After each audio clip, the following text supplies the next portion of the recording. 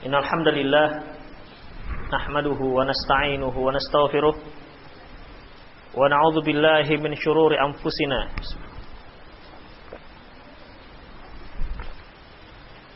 wa min sayyiati a'malina may yahdihillahu fahuwal muhtad wa may yudlil falan tajida lahu waliyyan mursyida. Asyhadu an la ilaha illallah wahdahu la syarika lah wa asyhadu anna Muhammadan 'abduhu wa rasuluhu alladzi la nabiyya ba'dah. Wa qala Allah Subhanahu wa ta'ala, ya ayyuhalladzina amanu taqullaha haqqa tuqatih wa la tamutunna illa wa antum muslimun. Ya ayyuhalladzina amanu taqullaha wa qulu qawlan sadida yuslih lakum a'malakum wa yaghfir lakum dhunubakum wa may yuti'illaha wa rasulahu faqad faza fawzan 'azima. Ya ayyuhan nasu taqu rabbakumul ladzi khalaqakum min nafsin wahidah wa khalaqa minha zawjaha wa batha minhuma rijalan katsiran wa nisaa'a wattaqullaha alladzi tasaaluna bihi wal arham innallaha kana 'alaikum raqiba. Amma ba'du, inna asdaqal hadits kitabullah wa khairal hadi hadi Muhammad sallallahu alaihi wasallam wa syarrul umur muhdatsatuha wa kullu muhdatsatin bid'ah wa kullu bid'atin dhalalah wa kullu dhalalatin finnar. Para ikhwah fiddin dan akhwat rahimanallahu iyyakum. Pada kajian yang lalu kita telah bahas tentang masalah rukun nikah. Dan kita lanjutkan pada adab dan sunnah-sunnah pernikahan. Pertama yaitu khutbah nikah. Di mana khutbah nikah ini dengan lafaz yang telah kita cantumkan dalam buku ataupun muqaddimah dan ayat-ayat yang biasa dibacakan di awal ceramah pengajian ataupun di awal khutbah. Inilah yang dikatakan khutbah nikah. Sebagian orang menganggap bahwasanya yang dikatakan khutbah nikah itu adalah ceramah nikah. Bukan itu yang dimaksud khutbah nikah. Ceramah nikah sebenarnya tidak ada tuntunannya dalam Islam. Hanya nasihat-nasihat yang diberikan kepada kedua mempelai. Ini merupakan acara tambahan yang tidak termasuk dalam acara inti, di mana acara inti adalah akad pernikahan.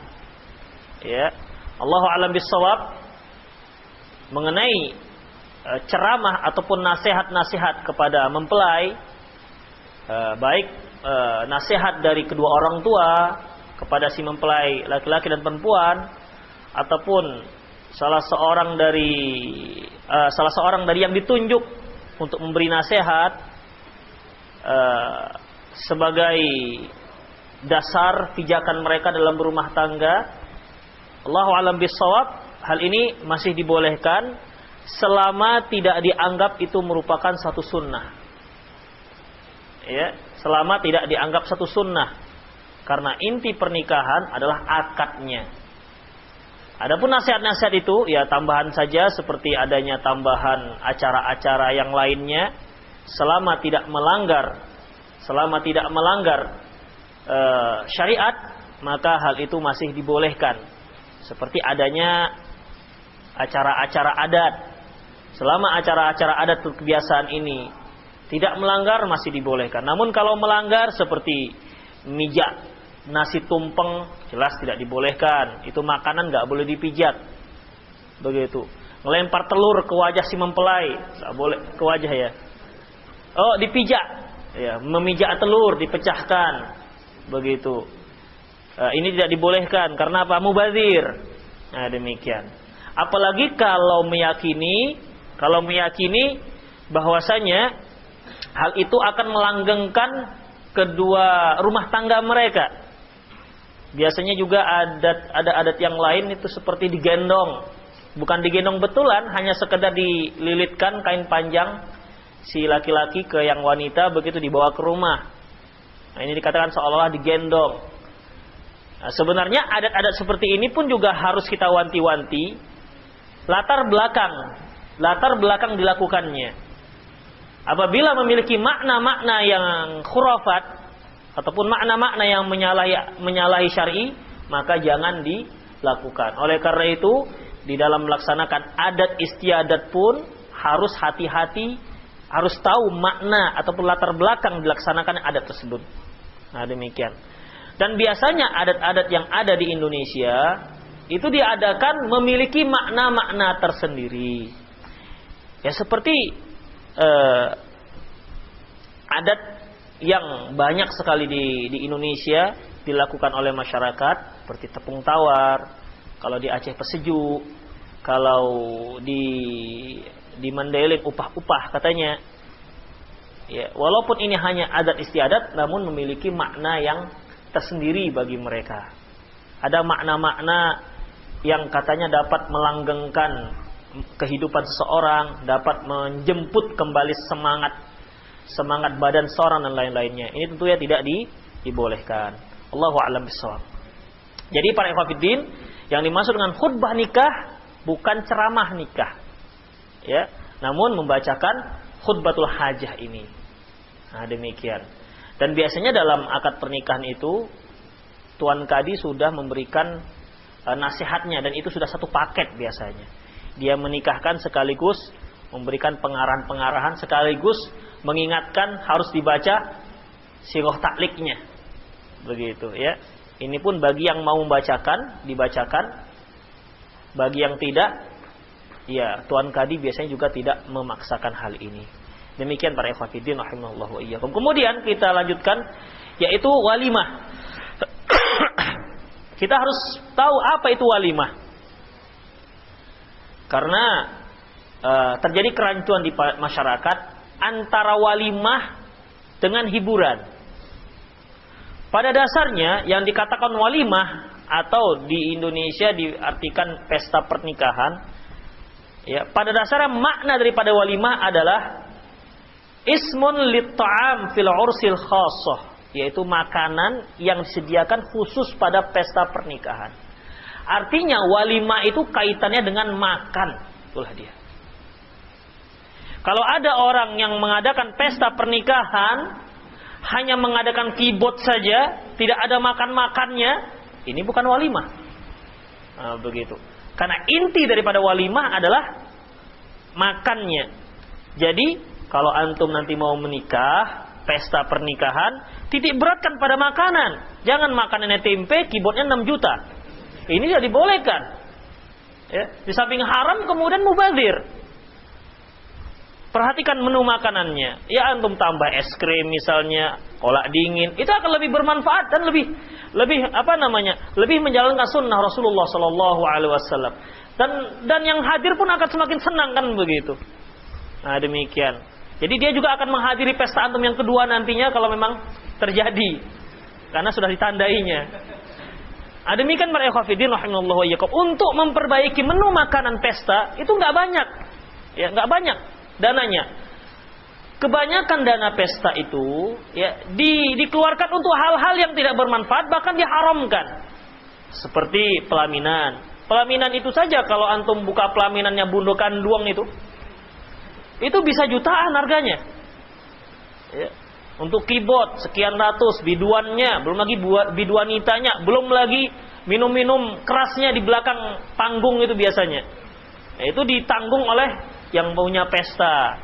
Nah, demikian para ikhwatiddin. Belum lagi pentasnya, itu lain lagi. Jadi inti daripada pesta sebenarnya menjadi tersingkirkan, di mana intinya adalah makan-makan. Nah, demikian. Ya. Oleh karena itu dalam pesta pernikahan juga, ketika akad pernikahan, terkadang ada juga yang memberi ceramahnya terlalu lama, 2,5 jam. Padahal orang ke sana itu mau makan sebenarnya. Nah, demikian, ya. Kalau ada yang seperti ini, ingatkan Pak tuan kadinya ataupun ustadz yang sengaja yang sengaja diundang, Pak, jangan ditamatkan satu kitab. Ini bukan daurah. Kita kemarin mau makan-makan istilahnya. Nah, demikian. Oleh karena itu walimah itu pada intinya adalah makan-makan, mengundang kaum muslimin untuk makan. Itulah dia intinya.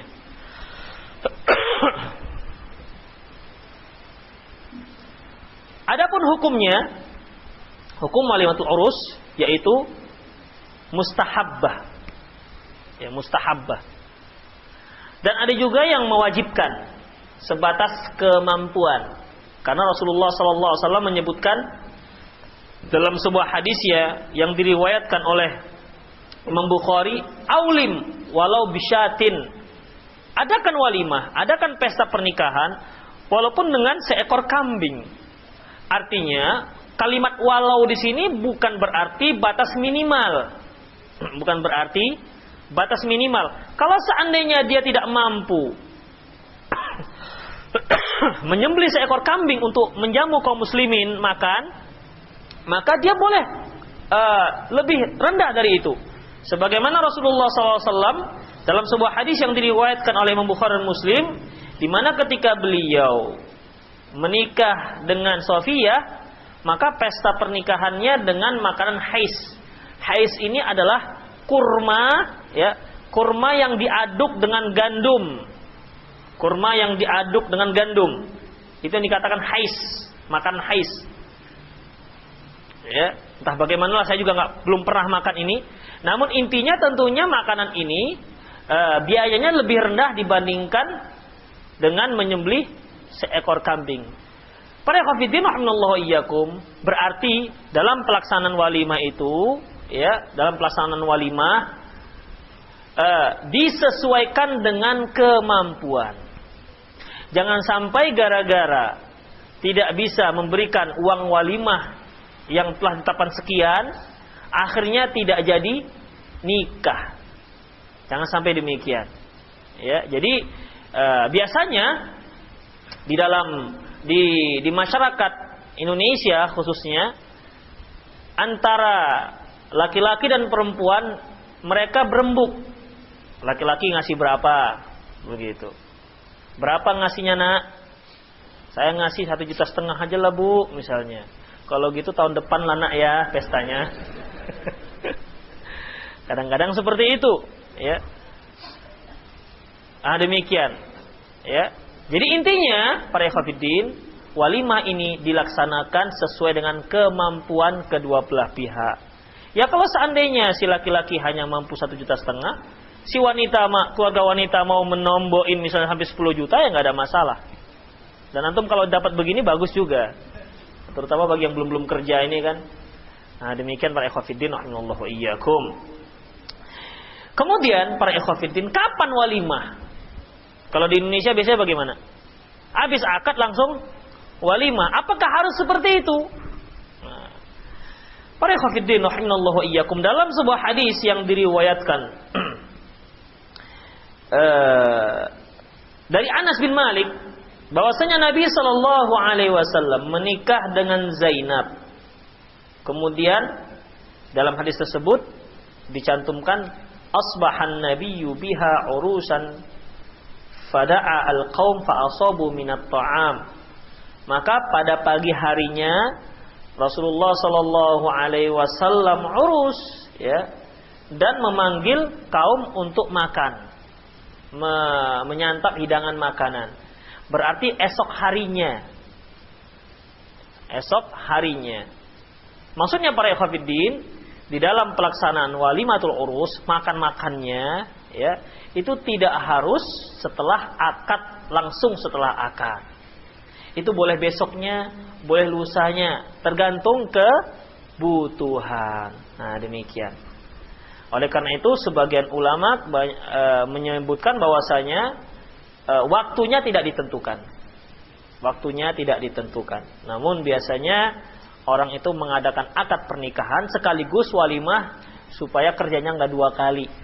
Demikian. Di samping ketika akad pernikahan itu mendatangkan keluarga-keluarga si mempelai laki-laki atau mempelai perempuan yang juga membuat makanan, ya sekaligus saja mereka langsungkan waktu itu, ya, dalam 1 hari itu selesai. Demikian. Mungkin dikarenakan memikirkan masalah efisiensi waktu dan tenaga. Kemudian para ikhwatiddin rahimallahu iyyakum, mengenai undangan pesta pernikahan.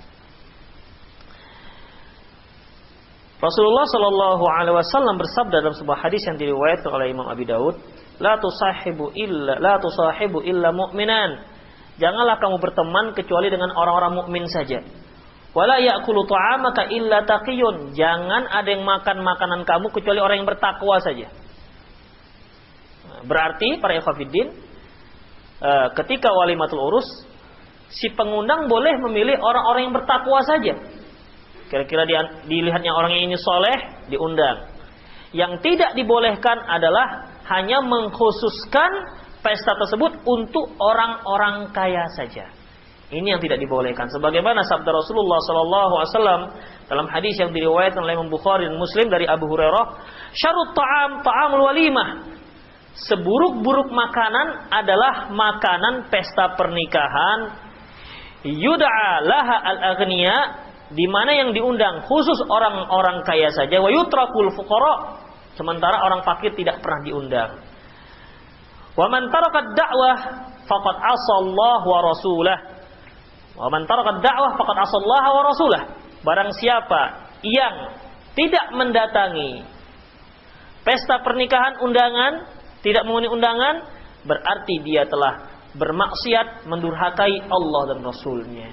Oleh karena itu para ulama menyebutkan memenuhi undangan pesta pernikahan hukumnya wajib.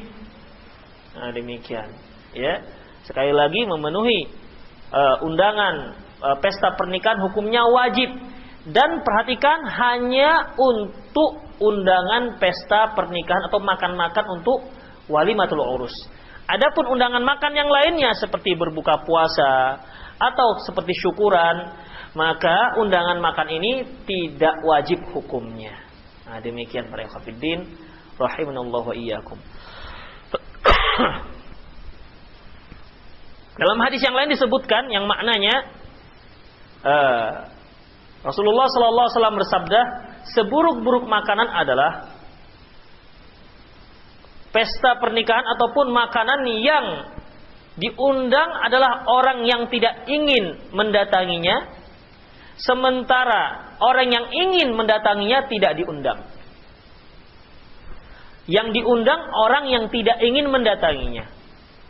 Sementara yang tidak diundang, yang ingin mendatanginya tidak diundang. Maksudnya apa? Yaitu orang-orang kaya. Orang-orang kaya itu ketika dia diundang, ya dia tidak terpikir oleh dirinya untuk makan. Kenapa? Dia sudah biasa makan-makan seperti itu. Makanya orang-orang kaya itu agak enggan mendatangi walimatul urus. Karena apa? Karena kalau tidak dikarenakan family dan ada ikatan kerja atau bisnis, ya mereka tidak akan mendatanginya. Karena apa? Kalau hanya mengharapkan makan di walimatul urus itu, mereka sudah biasa mencicipinya. Bahkan kalaupun mereka datang hanya paling 1 sendok, 2 sendok kan begitu. Beda dengan orang-orang fakir. Ketika dia diundang pesta, ini merupakan kesempatan emas bagi mereka. Nah, begitu. Merupakan kesempatan emas yang tidak didapati pada kesempatan-kesempatan yang lainnya. Disitulah dia merasakan rendang, disitulah dia merasakan semur dan lain-lainnya. Ya, makanya piringnya itu penuh. Nah, begitu. Makanya para ikhwatiddin, sebenarnya boleh antum makan penuh seperti itu, namun ya malu-malu sedikit lah kan begitu. Ya. Intinya sebenarnya boleh, namun kan yang namanya manusia itu punya adab, ya, adab yang kata Rasulullah SAW, fa illam tastahi fasna ma syi'ta. Kalau kamu enggak malu, silahkan buat apa saja. Nah, demikian. Kalau enggak malu, silahkan mau penuh piringnya, nambah lagi, silahkan. Kalau enggak malu, tapi kalau malu ya sedang-sedang saja. Namun intinya para ikhwatiddin bahwasanya orang-orang yang tidak terbiasa makan enak ataupun orang-orang fakir itu senang mereka diundang. Kalau sekarang ini kira-kira senang enggak orang diundang pesta? 1 minggu dalam 1 hari itu ada 3 pesta. Kira-kira apa yang antum dengar? Yang pernah antum dengar tentang 3 undangan ini? Wah, pagi sekian. Karena dia harus pakai amplop masalahnya. Ini yang membuat susah. Karena banyak sekali orang buat walimah itu seperti buka kedai nasi. Ya. Jadi usaha temporer istilahnya. Makanya disediakanlah di depan itu khusus sunduk amal. Disediakan kotak khusus. Itu kalau saya silap sewanya 35.000 tuh satu. Dengan meja-mejanya lengkap, dengan payung-payungnya. Begitu. Nah, demikian. Inilah yang sekarang membuat orang semakin enggan untuk mendatangi walimah. Karena apa? Karena ketika dia mendatanginya, dia berpikir kalau saya nggak ngasih, kalau saya tidak memberi, itu bagaimana nantinya? Sementara dia sendiri butuh, begitu. Kalau dia mau beli nasi, mungkin nggak segitu harganya. Kalau dia pergi ke kedai-kedai nasi. Namun masalahnya masyarakat kita ini sudah terkondisi seperti itu. Kalau tidak memberi, mendingan tidak usah datang. Begitu. Perhatikan, antara memberi dengan tidak datang. Tidak datang, maka dia telah melanggar satu kewajiban. Sementara dia tidak memberi, hanya paling malu saja. Makanya ada trik-trik orang tersendiri pakai buku tamu. Buku tamu yang pertama, kalau dia bawa kado ditandain. Nah, kado pertama, kado kedua. Begitu acara buka kado, nomor berapa kadonya ini? Nengok buku tamunya berapa. Oh, rupanya hanya sekedar piring kaca, selusin. Itu pun belinya di toko serba 5.000. Nah, demikian. Jadi seperti ini ada unsur-unsur bisnis. Biasanya kalau orang Minang itu ada ada ninik mamaknya, kan begitu. Habis pesta, kira-kira beruntung apa enggak pesta kita ini? Ada pertanyaan seperti ini. Siapa di sini orang Minang? Tunjuk tangan. Enggak ada yang ngaku. Saya sendiri berarti yang ngaku. Jadi hal-hal seperti ini para ikhwatiddin, ikhlaskan niat kita memang untuk menjamu kaum muslimin, bukan untuk jual nasi. Nah, begitu. Kalau jual nasi mendingan tak usah waktu walimah, sewa kedai, begitu. Itu akan lebih jelas urusannya. Nah, demikian para ikhwatiddin, ya. Kemudian para ikhwatiddin, dalam hadis yang diriwayatkan oleh Imam Bukhari, dari Ibnu Umar, anna Rasulullah sallallahu alaihi wasallam qala, Rasulullah SAW bersabda, "Idza du'iya ahadukum ilal walimah falyatiha." Apabila salah seorang kalian diundang untuk menghadiri pesta pernikahan, maka datanglah. Begitu. Ini perintah.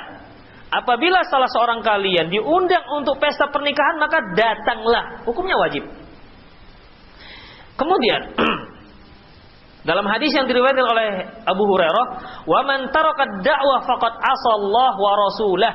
Barang siapa yang tidak menghadiri pesta pernikahan, berarti dia telah mendurhakai Allah dan Rasulnya. Hukum ini karena kalimat itu man itu barang siapa, siapa ini berarti berkaitan dengan manusia, baik yang laki-laki maupun yang perempuan. Tidak hanya perempuan saja. Demikian para ikhwatiddin rahimanallahu wa iyyakum. Berarti kalau seandainya ada undangan, misalnya Pak LD diundang, Pak LD strip istri misalnya, kan begitu. Berarti istri juga wajib datang. Mengapa? Karena diundang dua. Karena yang diundang dua. Kecuali jika memang ada halangan untuk datang. Nah, demikian. Dengan demikian, yang namanya uzur itu membuat hukum menjadi berubah, dibolehkan. Namun intinya para ikhwatiddin, ya, menghadiri walimah itu hukumnya wajib. Karena di sini disebutkan yang tidak hadir tanpa ada tanpa ada uzur, maka dia telah durhaka kepada Allah dan Rasulnya. Hanya saja para ikhwatiddin, ada undangan itu secara umum. Ada per individu perorangan berupa kertas undangan. Ada yang umum. Ikhwan besok saya mau menikah. Jadi datanglah. Nah, sekarang gimana? Apakah setiap orang yang mendengar itu wajib datang? Kalau antum iklankan di koran, ya, apakah setiap orang yang membaca itu berarti wajib untuk menghadiri walimah? Gimana kira-kira? Antum udah pernah walimah? Belum? Oh, kasihan. Nah.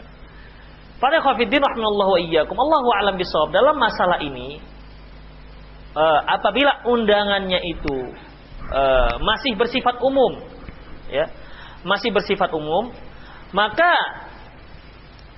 kewajibannya menjadi fardu kifayah. Kalau seandainya di sini diundanglah satu majelis ini, yang datang 2 orang, ya berarti itu sudah mencukupi. Namun apabila jika undangan tersebut berupa surat undangan perorangan, maka jelaslah kewajiban tersebut ditujukan pada orang yang diundang dan dia wajib untuk datang, kecuali jika ada uzur yang menghalanginya untuk menghadiri pesta pernikahan tersebut. Kemudian para ikhwan fillah rahimallahu iyyakum, bagaimana kalau yang diundang itu sedang puasa?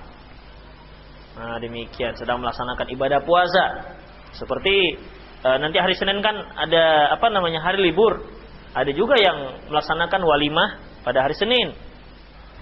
Hari Senin hari puasa sunnah, kan begitu. Bagaimana? Apa sikap orang yang berpuasa ini? Rasulullah sallallahu alaihi wasallam bersabda dalam sebuah hadis yang diriwayatkan oleh Imam Muslim, "Idza du'iya ahadukum ila ta'am falyajib." Apabila salah seorang kalian diundang untuk makan, maka hendaklah dia memenuhi undangan tersebut. Insya'a ta'ima, kalau dia mau dia makan. Wa insya'a tarak, kalau dia enggak mau dia boleh enggak makan. Jadi intinya kewajiban tersebut adalah untuk menghadiri, begitu. Bukan makannya yang wajib. Misalnya antum sudah kenyang dari rumah, sudah makan, datang, tetap wajib datang. Terkadang kan orang ketika dia menghadiri walimah, aduh sudah makan saya tadi pagi, nggak usah ikut, kenapa? Sudah makan. Ini bukan alasan. Karena yang wajib adalah menghadirinya, bukan makannya. Antum datang nggak perlu makan, begitu. Nggak habis nasi kan begitu. Oleh karena itu, para ikhwatiddin, bagi yang puasa, ya dia tetap wajib untuk menghadirinya. Udah? Kalau dia mau, dia boleh berbuka selama puasa tersebut puasa yang sunnah misalnya, ya, atau puasa yang masih bisa diganti pada hari yang lain, seperti dia berniat untuk puasa qadha, kemudian ada undangan tiba-tiba dia ganti pada hari yang lain, masih bisa. Namun untuk puasa Ramadan ya nggak bisa, kan begitu. Jadi kalau untuk puasa seperti ini dia boleh batalkan, ya dia ganti pada hari yang lain kalau memang qadha, kan begitu. Kalau puasa sunnah ya terserah dia mau puasa atau tidak. Kalau dia mau puasa, tetap mempertahankan puasanya, dia tetap datang. Dan bagaimana? Sebagaimana dalam sabda Rasulullah SAW, wa in kana sha'iman falyusalli. Kalau seandainya dia puasa, dia boleh mendoakannya.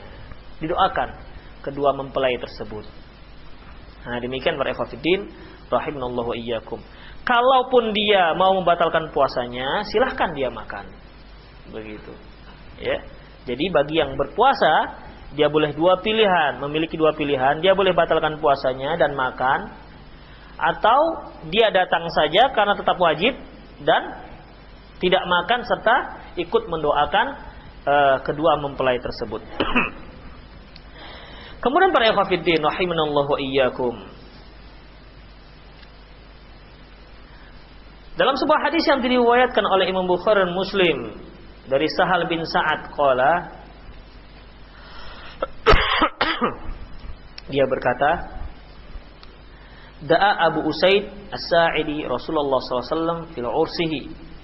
Abu Usaid As-Sa'idi mengundang Rasulullah SAW dalam pesta pernikahannya. Wa kanat imra'atuhu yawma idzin khadimuhum wa hiya urus. Dan seorang wanita yang melayani mereka, dan wanita itulah mempelai perempuannya. Nah, demikian.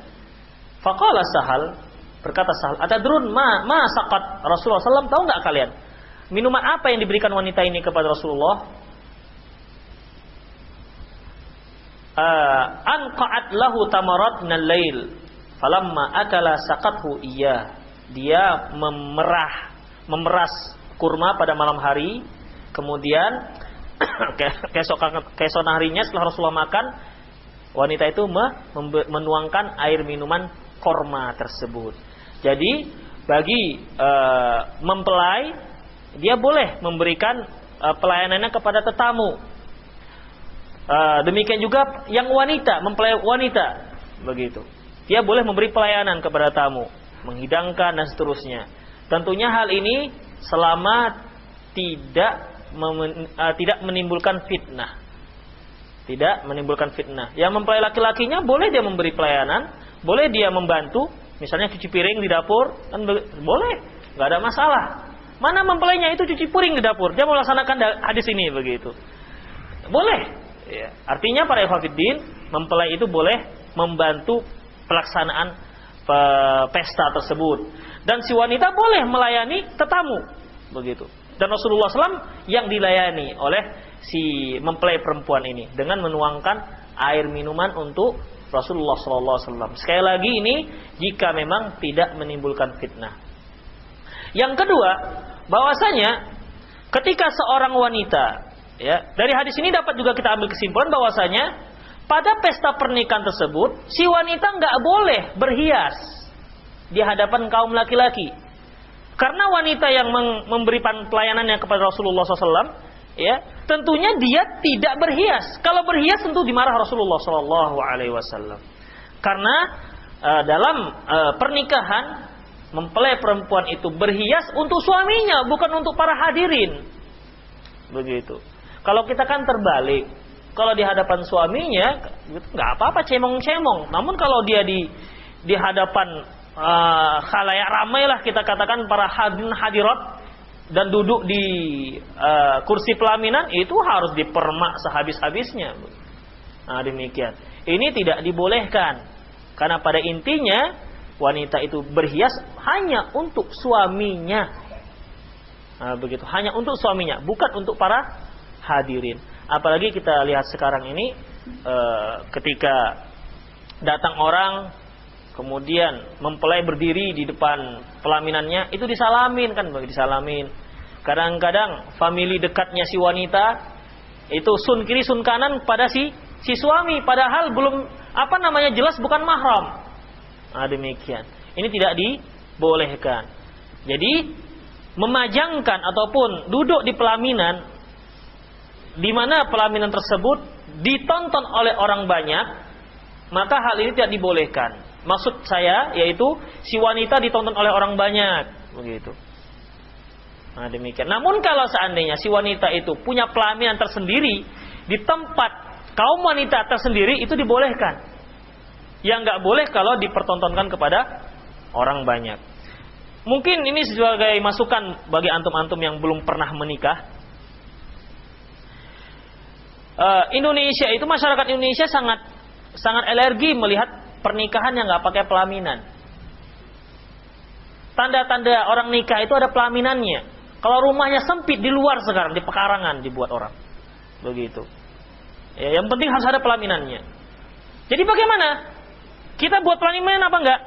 Buat pelaminan. Kalau memang ya yang murah sajalah kan begitu. Sewa 2 kursi kan begitu, yang memang pantas lah untuk pelaminan. Jangan kursi-kursi plastik itu sewakan. Artinya memang ya pelaminan, dan nggak usah duduk di situ. Wanitanya di tempat kaum wanita. Ada pelaminannya saja. Nah, demikian. Ini salah satu solusi supaya orang nggak alergi. Mana pelaminannya? Mana pelaminannya? Begitu. Kalau nikah masa nggak ada pelaminannya? Karena masyarakat kita ini harus seperti itu.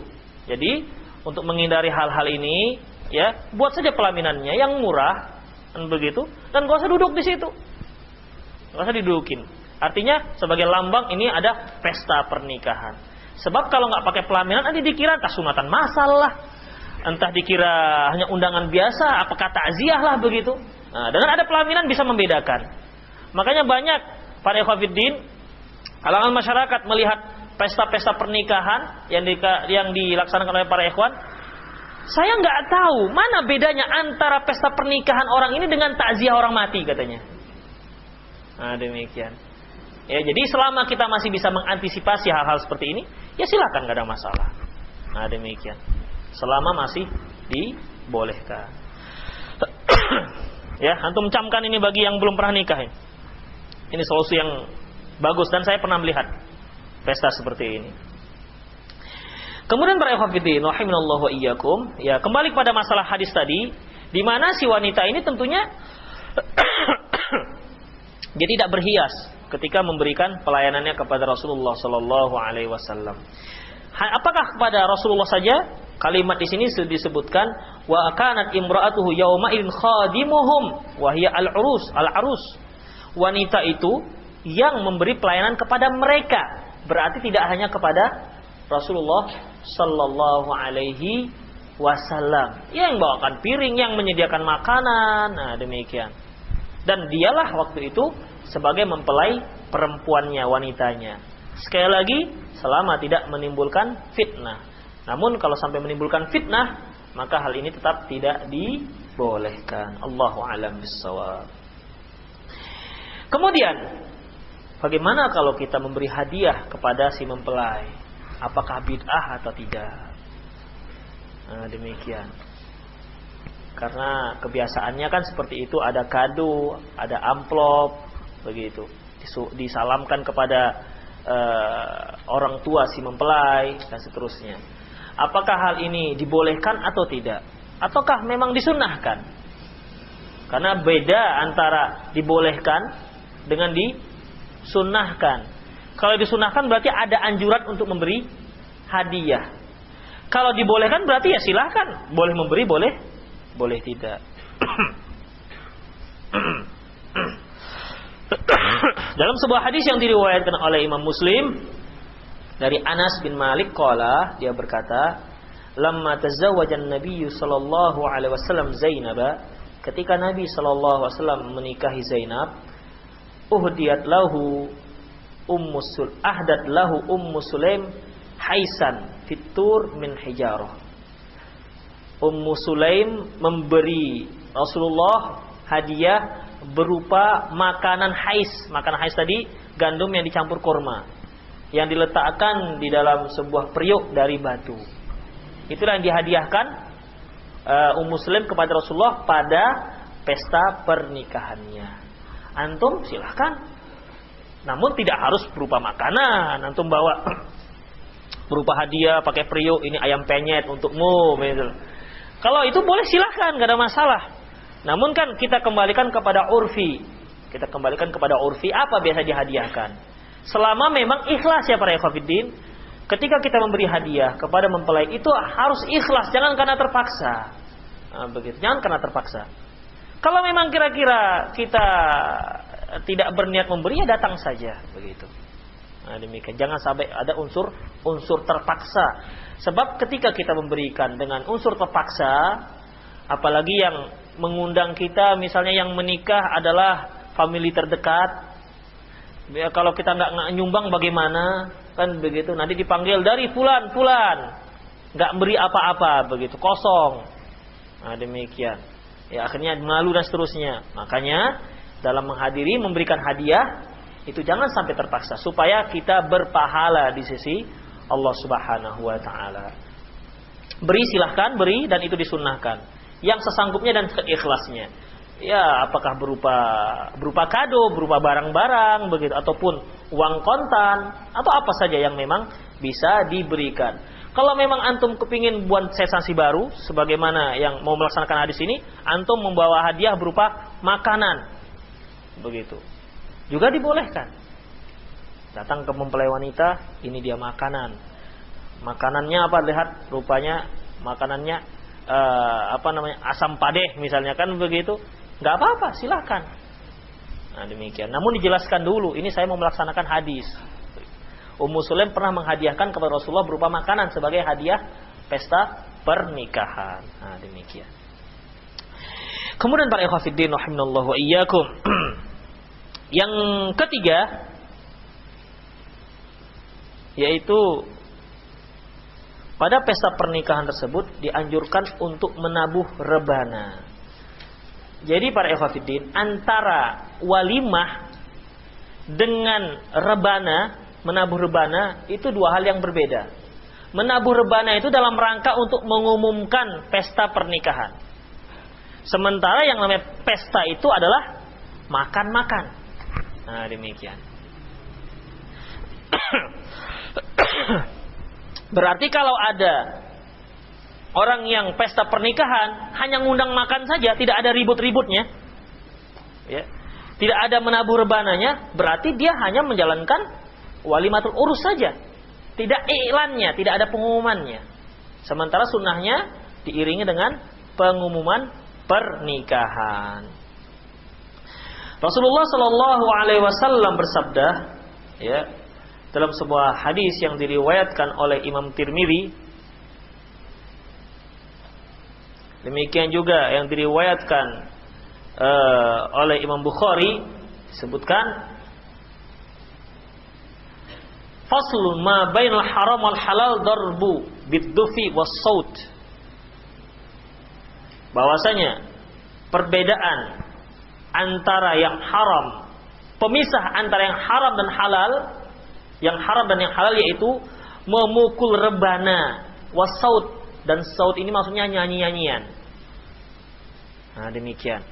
Ya, berarti kalau seandainya tidak, berarti dia jatuh pada perkara yang diharamkan. Makanya perbedaan antara yang haram dan yang halal yaitu menabuh rebana. Para ikhwatiddin, kalimat duf itu rebana yang masih polos. Adapun rebana yang ada kerincing-kerincingnya ini sudah tidak dibolehkan. Ya, kan ada rebana kan macam-macam sekarang. Ada rebananya yang tidak punya kerincingnya. Ada sekarang rebana yang depan belakang. Begitu. Ini tidak lagi dikatakan rebana. Ada lagi yang besar. Itu biasa dipakai orang untuk di kedai tua. Itu bukan lagi rebana namanya. Nah, begitu. Ya. Jadi rebana itu yang biasa ditabuh. Makanya dikatakan duf ditabuh. Nah, demikian. Jadi di dalam pesta pernikahan itu disunnahkan untuk menabuh rebana dan nyanyian-nyanyian. Kemudian para hafidin rahimallahu wa iyyakum, nyanyian-nyanyian ini selama nyanyian-nyanyiannya yang dibolehkan, bukan nyanyian percintaan, bukan nyanyian melukiskan tentang kecantikan seorang wanita, bukan itu. Ya, bukan nyanyian-nyanyian yang berisikan seperti ini. Karena pada zaman Rasulullah Sallallahu Alaihi Wasallam isi syair-syair, nyanyian-nyanyian yang dilantunkan pada waktu pesta pernikahan itu syair yang menceritakan tentang peperangan, begitu, tentang peperangan. Oleh karena itu Ibnu Rajab mengatakan, innama kanat, Ibnu Rajab berkata dalam kitabnya Nuzhatu Asma fi Mas'alatis Sima,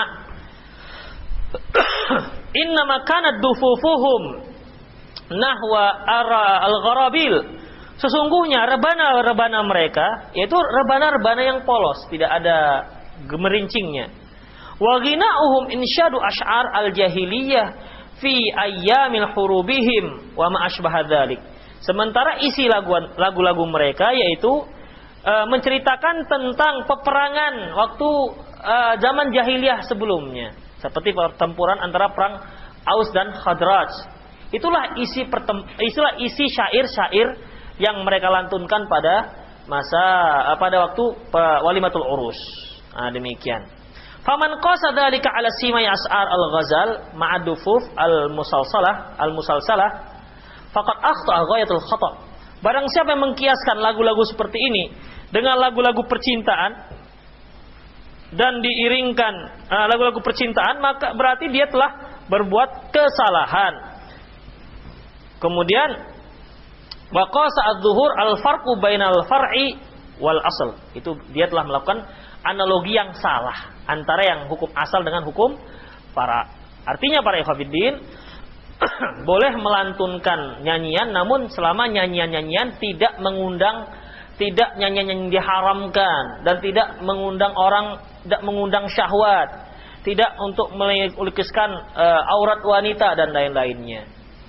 Ya, contohnya antum boleh melantunkan laguan apa misalnya, yang tidak ada unsur-unsur seperti inilah, atau antum melakukan bila Israel lah begitu, datang memanggil, boleh karena dia nggak ada cerita.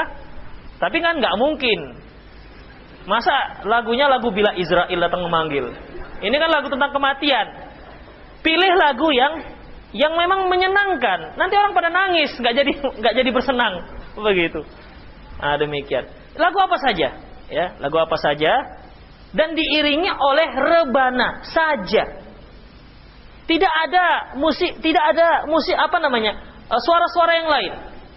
Karena kita lihat ada yang melantunkan nyanyian, ya, pakai rebana, namun ada suara yang lain, diiringi dengan suara yang lain. Suara keyboard kah, suara gitar kah, ini tidak dibolehkan. Ya. Ini haram hukumnya. Karena yang dibolehkan hanya rebana saja. Ada juga yang pakai mimis itu. Jadi pakai duf dan pakai suara kesek. Itu juga nggak dibolehkan. Karena termasuk suara musik. Nah, demikian. Bagaimana kalau rebana diiringi dengan suara botol? Kelenting begitu. Apakah juga dibolehkan? Kalau itu untuk iringan sebagai musik nggak dibolehkan. Nah, ya. Tidak dibolehkan. Oleh karena itu yang dibolehkan hanya rebana. Bagaimana dengan musik-musik yang pakai mulut? Gitar, tapi gitar mulut. Biola mulut. Drum mulut. Nggak ada musik sama sekali, semuanya ulah mulut. Bagaimana kira-kira? Boleh nggak?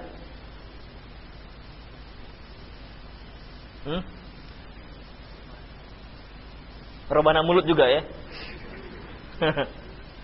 Kan banyak sekarang yang seperti itu. Artinya mereka ingin mengalihkan permasalahan.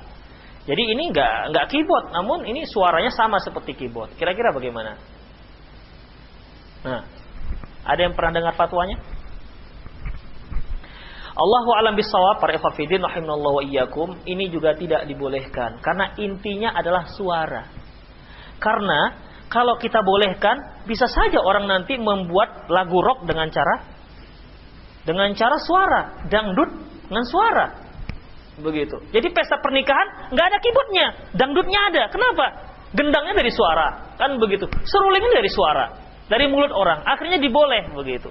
Karena intinya daripada inti yang tidak dibolehkan dari musik itu adalah sebenarnya suara-suaranya. Begitu, suara-suaranya. Bagaimana kalau seandainya orang main musik namun nggak ada suaranya? Main gitar, tapi nggak ada suaranya. Hah? Boleh? Ya saya kira orang gendeng lah seperti ini. Karena inti bermain musik itu suara. Dia ingin mengeluarkan suara. Makanya suara ini yang bermasalah. Dari manapun suaranya. Misalnya kalau antum mukul tiang listrik yang keluar nanti suara keyboard, tetap nggak dibolehkan. Nah demikian. Ya. Oleh karena itu para ikhwatiddin tetap tidak dibolehkan. Ini yang pertama. Yang kedua, yang menyanyi itu adalah kaum wanita. Pada zaman Rasulullah SAW, para wanita lah yang bernyanyi, para wanita lah yang mukul gendang, dan itu hanya dihadiri, didengari oleh kaum wanita saja. Makanya kemarin ada salah seorang mau pergi ke haji, saya tanyakan, coba tanyakan kepada familimu yang ada di sana, bagaimana cara mereka pesta. Artinya nyanyinya bagaimana, mukul gendangnya bagaimana. Dia katakan ketika pulang, iya memang para wanita bernyanyi, mukul rebana, namun hanya di kalangan wanita saja. Nah, demikian. Ya. Kalau sekarang kan enggak, kalau di Indonesia ya yang laki-laki memang sengaja disewa begitu. Jadi nyanyian-nyanyian ini hanya dilantunkan oleh kaum wanita dan di kalangan kaum wanita saja. Lantas yang bapak-bapaknya ngapain? Apa enggak ada hiburannya? Begitu. Nah, untuk kaum laki-lakinya di sini ada disebutkan dalam sebuah hadis yang diriwayatkan oleh Imam Bukhari dari Aisyah radhiyallahu anha, yaitu annaha zaffat imra'atu ila rajulin min al-ansar. Seorang wanita menikah dengan seorang laki-laki dari kalangan Ansar. Faqala Nabiullah sallallahu alaihi wasallam, Nabi Allah sallallahu alaihi wasallam bersabda, "Ya Aisyah, wahai Aisyah, maka ma'akum lahud." Ya Aisyah, apa kalian tidak punya permainan? Fa innal ansar yu'jibuhum allahu, karena orang-orang Ansar suka permainan. Jadi untuk kaum laki-lakinya permainan. Ya, permainan. Apalah permainannya? Nah, demikian. Ya, permainan apakah berupa main pedang begitu. Tapi jangan main futsal ya. Ini enggak termasuk. Artinya permainan yang memang pantas dan munasib sesuai dengan walimatul urus. Nah, demikian. Jadi intinya para ikhwatiddin memukul gendang, memukul rebana, menabur rebana dan bernyanyi itu hanya untuk kalangan wanita saja. Dan itulah merupakan iklan ataupun pengumuman adanya pesta pernikahan. Nah, demikian. Ya, jadi harus adakan ini. Nah, demikian. Suara-suara artinya ada suara-suara rebana begitu. Ya kalau nggak ada yang nyanyi antum bisa hidupkan speaker. Dengan syarat yang antum hidupkan adalah syair-syair dan tidak ada iringan musik sama sekali. Kan banyak ya syair-syair yang dilantunkan oleh anak-anak begitu. Tidak boleh oleh perempuan kalau seandainya itu untuk kalangan kaum laki-laki. Nah, demikian para ikhwatiddin rahimallahu wa iyyakum. Jadi itulah cara untuk memeriahkan sehingga ada perbedaan antara walimah dengan takziah. Nah, demikian. Kemudian para ikhwatiddin rahimallahu wa iyyakum,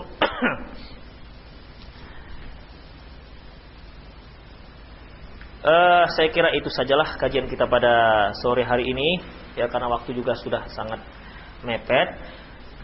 Satu lagi yaitu mengenai ketika seorang datang untuk menghadiri suatu pesta pernikahan dan dia bertemu dengan mempelai, maka disunnahkan untuk memberikan doa.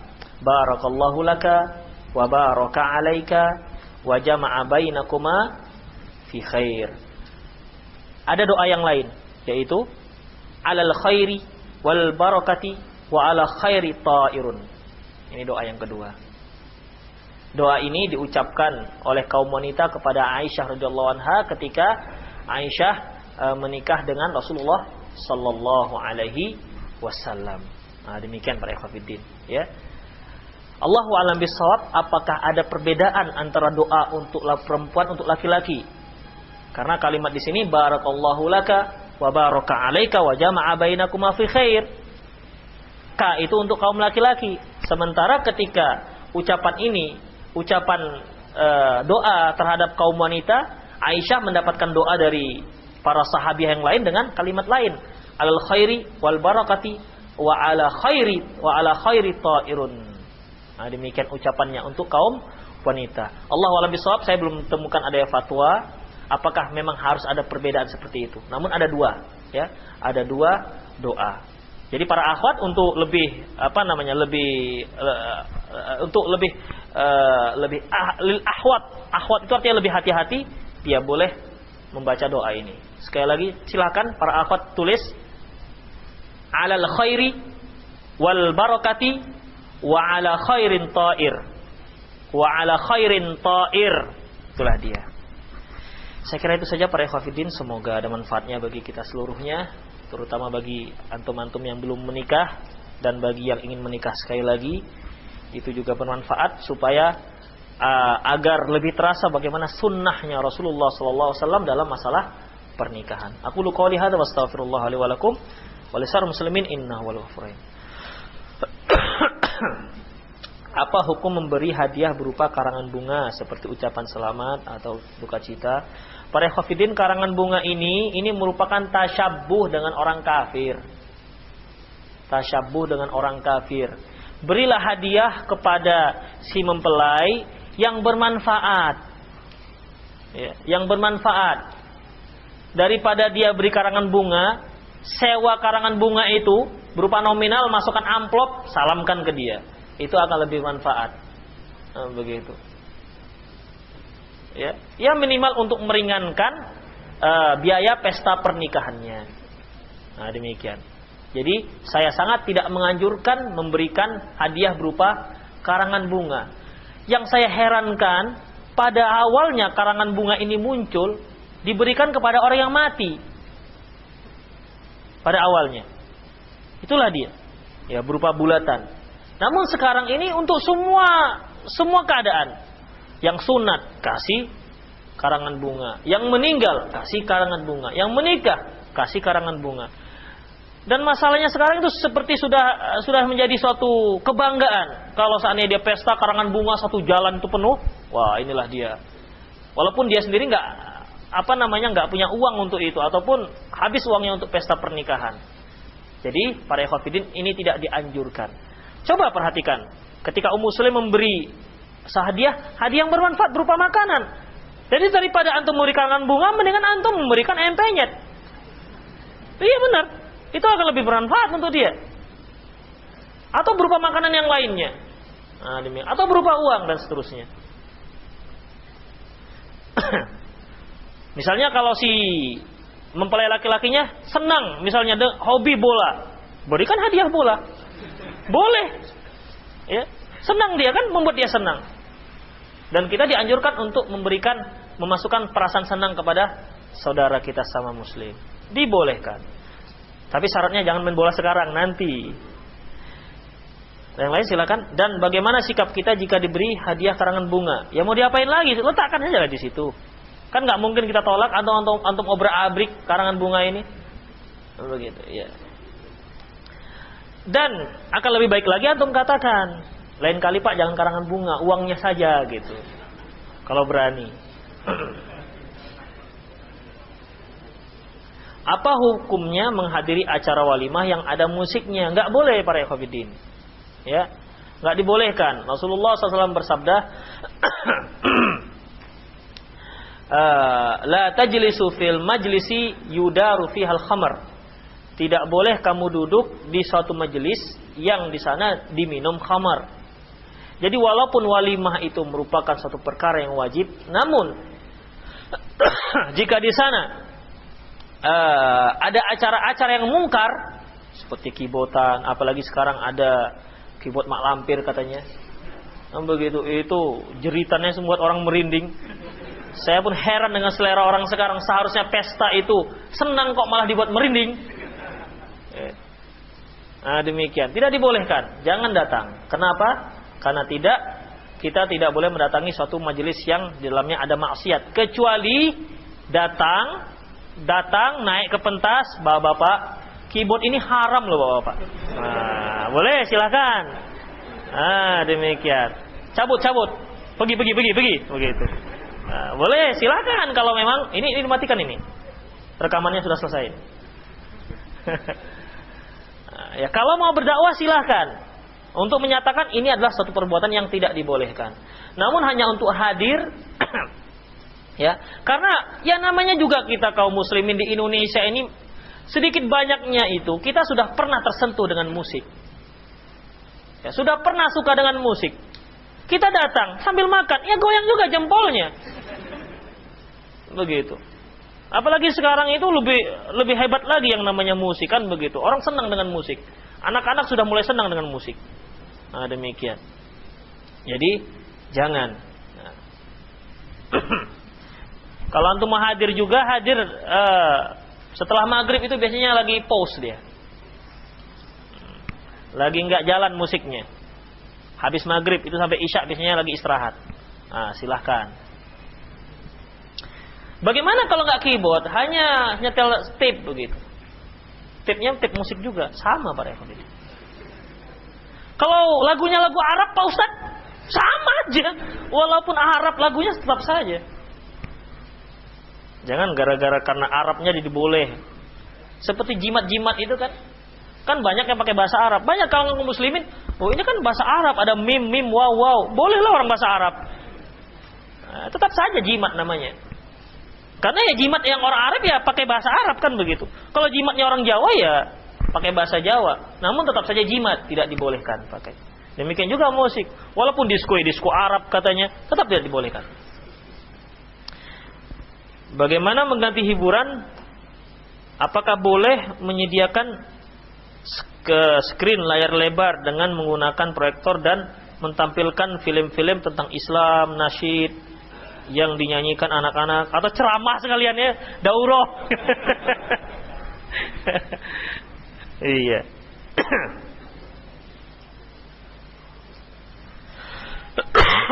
Iya, apakah dibolehkan film-film dan seterusnya? Para ikhwatiddin, masalah film juga kadang-kadang kita susah kan memilah-milihnya. Film itu kalau nggak ada musiknya, latar belakang musiknya kan susah kita carinya. Kan begitu? Ya ketika dia misalnya sedang berjalan kaki, apa iringannya? Kan nggak mungkin hembusan angin, jalan kaki.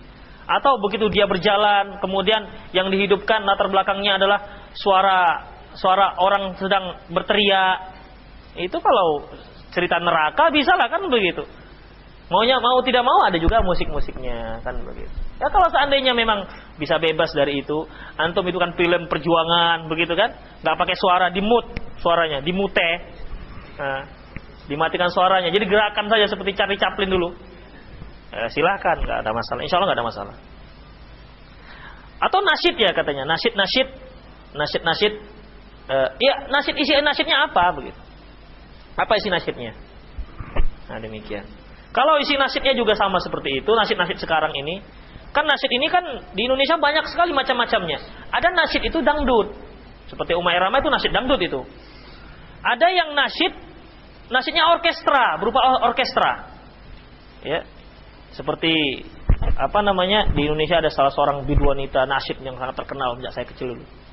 Itu orkestra, isinya memang bernafaskan Islam, namun diiringi dengan orkestra, biola, semua ada di situ. Tetap tidak dibolehkan.